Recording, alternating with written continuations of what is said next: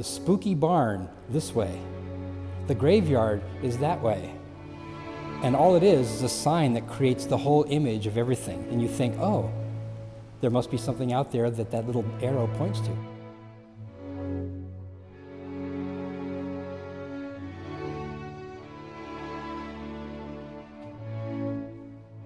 Plato and Aristotle had some characters in their writings, people they wrote about, who thought the following, that if you name a person, that come up with a name for a person or a name for an object, that there is truly a right name or a wrong name for that object or that person. Have you ever thought that this just has the right name? And I don't mean an onomatopoetic word like, cuckoo, cuckoo, like that, but like a noun or a name for a person, like, you look like a David. Have you ever had that feeling? Sure. That there's something that there's a unique and almost irreplaceable necessary relationship between that word and that object. And so when you're naming it, think of like trying to name a pet, perhaps. You think, well, I want to give them the right name. It really seems like there's a better name and a worse name, and perhaps a truly correct name for this animal, this being that's accompanying me. And so people used to think that about most of language, that it was almost dictated by the objects themselves. And so a word really points to the object.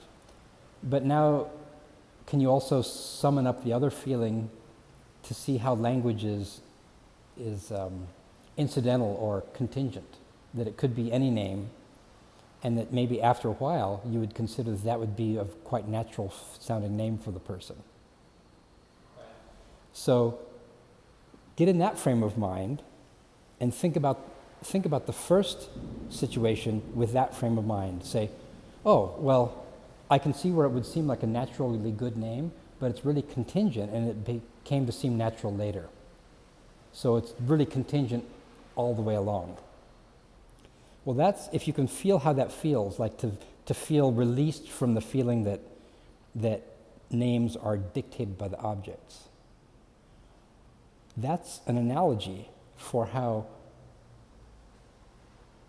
this non-dual realization makes you feel that no word points to any object. So that one kind of realization that words can be contingently applied to things, and they kind of like through social convention they stick.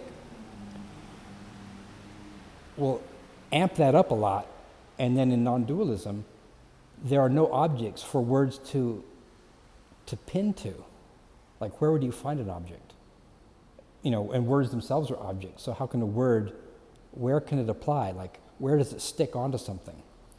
The only thing that a word really connects with, in this view, is awareness. Because the word, say the utterance of a word, like just word, just a sound or a visual image of letters, text.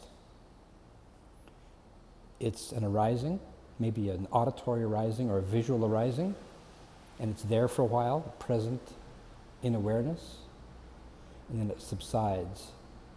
Maybe another object comes up, but that subsides.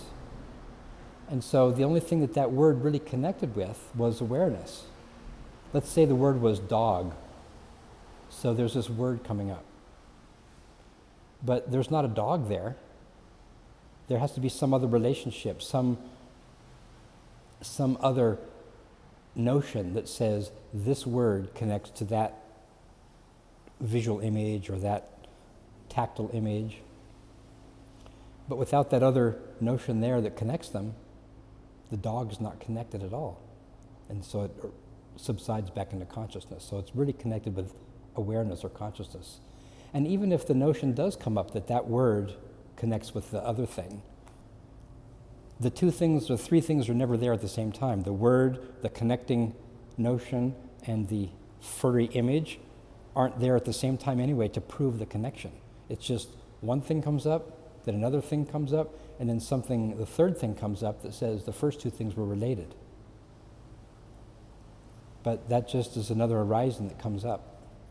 It's like during Halloween, a lot of people put these, they put these decorations in their yards, and you see this, like I was jogging through suburban New Jersey, and I saw this, like this signpost that you can buy at the toy store, and it says, the spooky barn this way, the graveyard is that way. And all it is a sign that creates the whole image of everything. And you think, oh, there must be something out there that little arrow points to. But it's just a shape with a point over here and a tail over here. So it's not really referring to anything. And that all words are like that. The referring is not done by the word. The referring is done by the thought that follows the word. But once that referring thought is there, the word's no longer there. So it's a shell game. So the only true connection that any of these have is that awareness, they come up in awareness, and they're never separate from awareness. They're in awareness as awareness, and then they kind of gently dissipate back into awareness. And that's the only thing they're ever connected to. So that's, all words point only to consciousness. And how does that convey into an experience or into a daily experience? Well, it's a lack of thinking that there's something over there. There's a lack of, when a word happens or a thought happens, there's not a feeling that I better get over there to see what's happening, or I'm incomplete here. My completion is only once I reach the other side. That feeling of incompletion, the feeling that I better bridge a gap between here and there in order to complete that thought, to complete that sense, is totally absent. So it's a feeling of quiescence, of peace, of not being absent anywhere. Not being incomplete. Sort of like a presence and abundance.